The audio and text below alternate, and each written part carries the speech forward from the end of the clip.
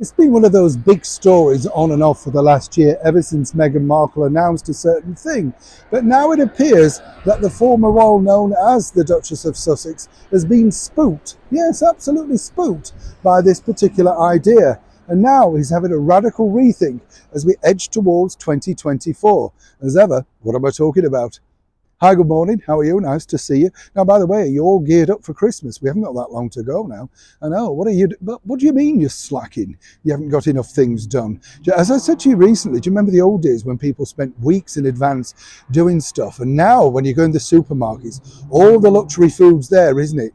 I'm a bit like that scene out of Victor Victoria, at the window, looking at it, thinking that's expensive, can't afford that. I'll wait till the reductions come in. You know what I mean? All that, but it's all box, isn't it? Have you noticed?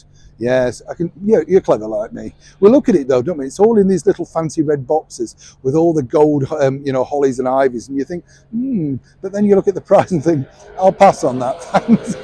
You have to, don't you? Just too pricey. Now, let me get back to your royal story of the day. What's fascinating here, let me tell you, is simply this, because when you think about it, and, it's been one of those things that really has been hanging around the British monarchy for a long time, ever since Meghan sat down with that now infamous chat for the not very much read New York magazine, The Cut.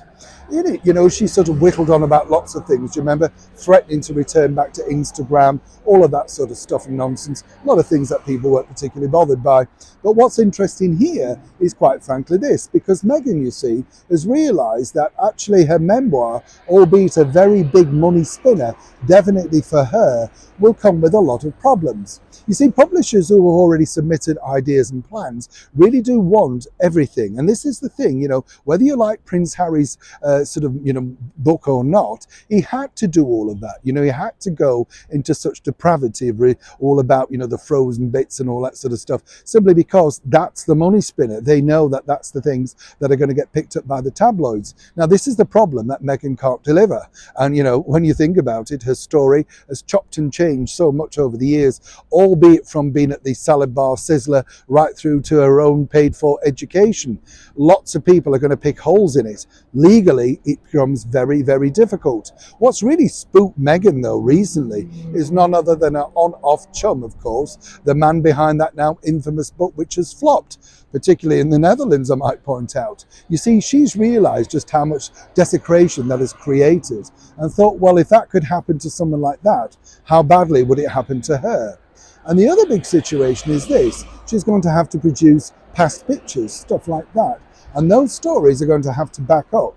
Now, as we know, this is still an ongoing legal battle with her sister, her half-sister Samantha, which looks like it's going to go all the way. I don't believe that Samantha herself will back down and accept a payoff, which is the idea that they want, or indeed Meghan and Harry are hoping to still get it all thrown out in some kind of idea.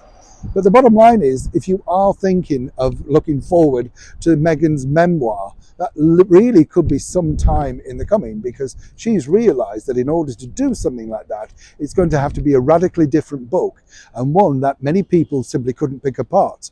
She likes the idea of a pictorial book with memories of her time in the British monarchy, but they know that that's not going to sell, particularly for the money, the millions, that Meghan would require. Neil Sean in the very heart of London.